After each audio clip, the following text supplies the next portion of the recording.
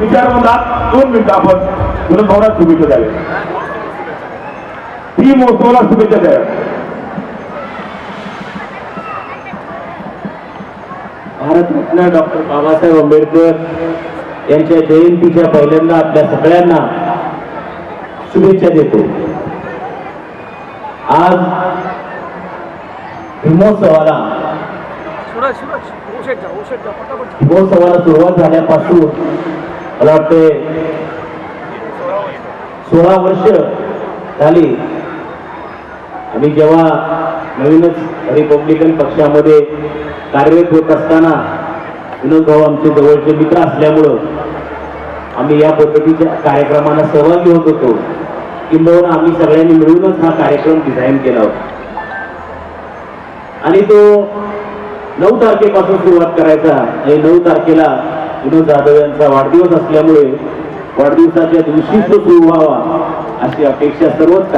भविष्यामध्ये बाबासाहेबांच्या अनिष्ट रूढी परंपरा तोडल्या, त्या ऐतिहासिक तो बाबासाहेबांनी जी भूमिका घेतली होती परस्मृती धनाची, त्याला सुद्धा 100 वर्ष होत.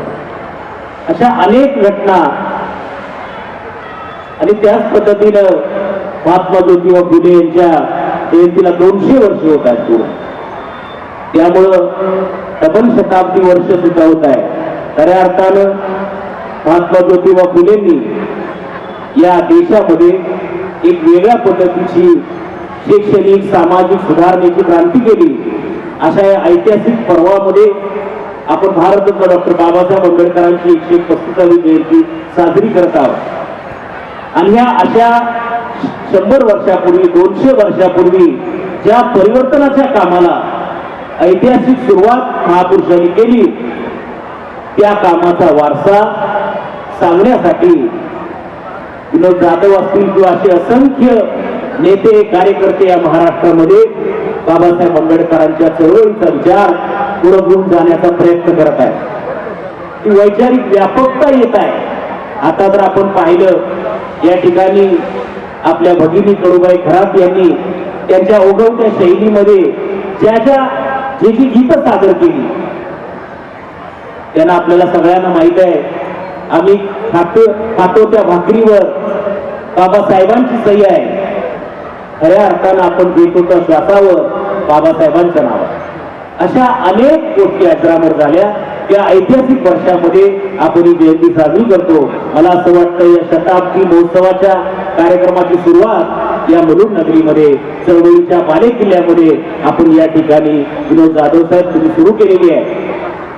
त्यामुळं आणि वर्षभरामध्ये 14 तळ्याच्या शताब्दी महोत्सवाचा कार्यक्रम होईल. महात्मा फुले यांच्या द्विशताब्दीच्या निमित्तानं कार्यक्रम होईल. अशा या सर्व कार्यक्रमाच्या शृंखलेमधला खऱ्या अर्थानं ही महोत्सवाची सिल्वर जुबली सुद्धा होत आहे. तेव्हा होणार नाही तो आता बंद पडणार नाही. एकदा सुरू झालेल्या बाबासाहेबांच्या विचाराची जी गाडी आहे, जी प्रक्रिया आहे, ती काही थांबत नाही. त्यामुळे जो जागृतीचा विस्तव ज्या पद्धतीने विविध होऊ नका असं बाबासाहेबांनी आपल्याला सांगितलं होतं, याच पद्धतीचा या मुलुंड नगरीमध्ये सातत्यानं ज्या पद्धतीचा रिस्पॉन्स म्हणजे समाज या ठिकाणी बसलेल्या उपस्थितांच्यावर जेव्हा कॅमेरा फिरवल्यानंतर त्यांच्यामध्ये जो उत्साह होता, ती खऱ्या अर्थानं बाबासाहेब आंबेडकरांनी केलेल्या कामाची पावती होती.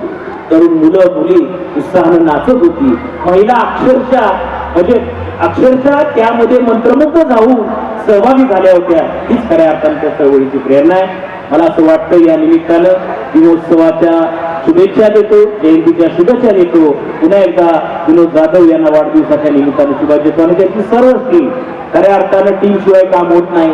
अजित भाऊंनी ज्या पद्धतीने सुरुवात केली तशी एक टीम लागते कोणत्याही कामाला. आणि मला असं वाटतंय एक विनोद भाऊच्या टीमचंही मोठं कौतुक करायला पाहिजे. त्यांनाही शुभेच्छा देतो आणि या ठिकाणी माझं शुभेच्छा थांबवतो. जय हिंद.